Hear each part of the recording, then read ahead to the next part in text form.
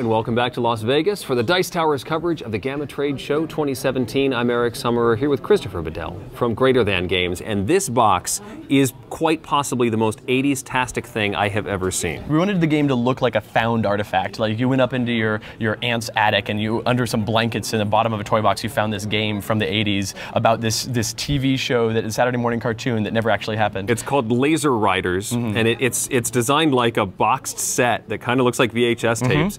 I almost think you had more fun laying out the graphics on this thing than you did actually making a game. Yeah, so the designers of this game, Anthony Amato and Nicole Klein, we saw this game at PAX East last year, and we're like, this is a super cool game. We'll talk about the actual gameplay here in a second. But when we were like, okay, we're going to make this game, let's make this game together. Our creative director, Jen Clausen, is amazing, and she's like, guys, this is a super 80s themed game. Let's make the box this VHS tape, distressed looking thing, and it's got like the warnings and all the like the hi-fi stuff. Suitable for games stages 14 and older. Yeah, and we actually commissioned a soundtrack for the game too, so that all the characters have their own soundtracks. And there's a Lazer Riderz theme. Does it have like synthesized guitars? Oh yeah, it's like boop, boop, boop, sounds like Transformers the movie. 100%. Vince DiCola for the win. Okay, so how do we play this game?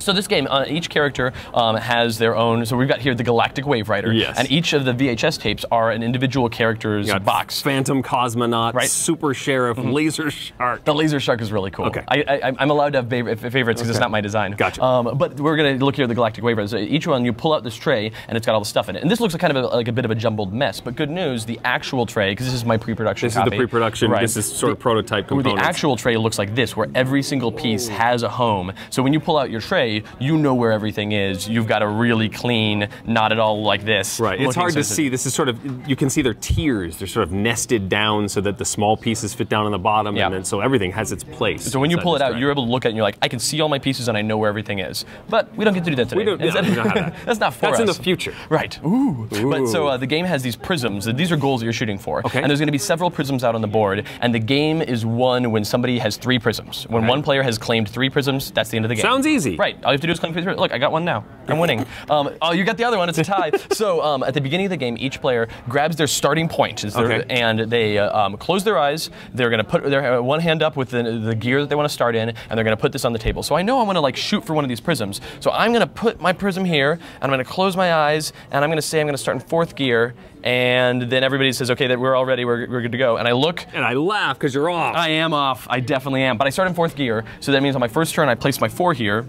Great, so I still want to shoot for this. So now it's my 2nd turn. Yeah. We've gone around the table, everybody's taking their turn. Here, my 2nd turn, I'm going to shift down to 3rd gear, because at the beginning of your turn, you can shift up a gear or down a gear. I'm going to shift down to 3rd gear, and we've got a couple of different types of turns here. We've got these soft 3 turns and these hard 3 turns. And you can tell the hard 3 is a lot more aggressive. Right. So I'm going to go to 3rd gear, but whenever you want to turn, if you want to go straight, you just claim your gear and you put your piece out there, you go straight, no problem. Sure, no problem. But if you want to turn, you have to roll your control die to see if you can actually make that turn, because it's tricky. It's tricky. And the faster you're going, the harder it is to turn. Absolutely. In 5th gear, you have to roll a 5 or a 6. But in 1st gear, you can roll a 1 through 6. It's easy to turn. That should be pretty easy. Should be, but if you roll a 6, you spin out. You don't want to roll a 6. So there's always the chance of failure. Right, so we've got this fancy sparkly die. But anyway, so on the 3rd die here, I'm going to try to make this thing, and I don't get to measure in advance. I can't check. I have to say, you say I think a 3, and I'm going to go 3 is going to do it. I'm going to do a tight 3. So I'm going to roll, and I got a 3. So I can now we get to see. Right, so boom, I put my tight 3, and that is going to do it. Now I don't claim this prism.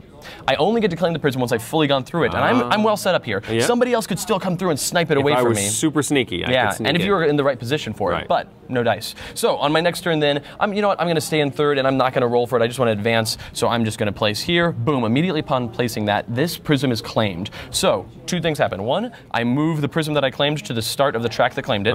I pick up this prism, I close my eyes, and I toss it back on the table. Now, I specifically intentionally trying to throw it poorly, and I did a bad job of throwing it poorly. I was trying to throw it so it landed on the track, because if that ever happens, all you do is you pick it up and you nudge it off of the track that is on about a track's width. So if those like little things happen, there are quick answers for how that's done. So is this a permanent barrier now? This is a permanent barrier if somebody hits it. So if someone else is riding along, and each of this one has kind of got this foil look, and all of this stuff's going to have this foil printing. If someone else hits your laser, so if someone else comes in and bam, hits your laser here, they explode and go back to the beginning and have to start from the edge. And your laser explodes all the way back. but you're still going. If All they right. hit your front, you both explode. If you hit somebody's edge, and if you hit the edge of the table, it explodes. And that is how Lazer Riderz played. Wow. It's played to 3 claims. How soon will we get to have this 80s-tastic box In a couple months. in our hands? In a couple months. It'll be out late May, early June at the latest. And we're going to have it at UK Games Expo. And it's for, like I said, the four characters, and it's $39.95. This looks so much fun. I just want to have this on my shelf. Well, very soon you can do that. Lazer Riderz from Greater Than Games. I can't have it yet. Not yet. Not Soon. yet. But all right, I'll hand this back to you reluctantly, and we'll hear more about this very soon, I'm sure. Thank you, Eric. Thank you, Christopher. Thank you for watching.